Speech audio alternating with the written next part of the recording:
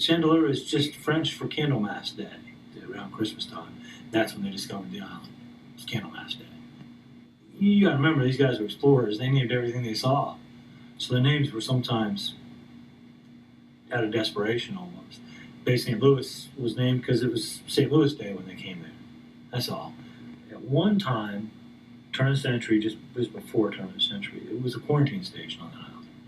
And the idea was anybody coming to port, I don't care if it was New Orleans or Mobile or wherever, they had to come in and get tested for yellow fever. That was the big worry. One time it was on Ship Island, then it got moved to Chandeleur, and then it got moved back to Ship Island. And the doctors were very independent out there. But, it was very dangerous. They were subjected to the disease as well because it's communicated, they didn't know that at the time, communicated by mosquitoes, and that was, the islands are covered with mosquitoes, so obviously they could have got it. They built a number of buildings, did all sorts of big projects out there. Of course, the storm came and did what it always does on the islands and took it. And it had 3 lighthouses. It had a brick one and then a replacement brick one.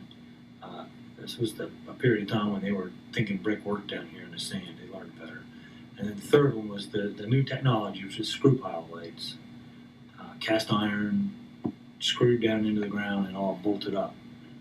It's a terrible loss that we don't have a lighthouse anymore.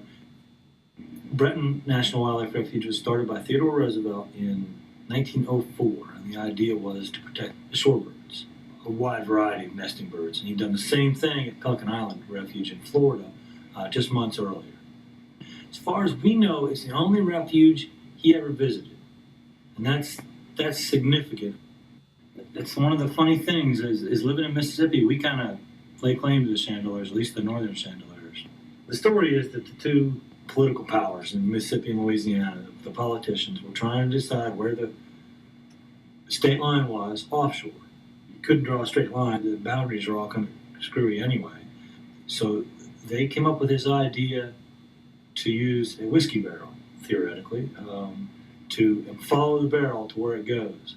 Everybody that lives around here darn well would have known where that barrel was going to go, because the entire Lake Pontchartrain runs down into that part of the coast, and the current generally goes from west to east.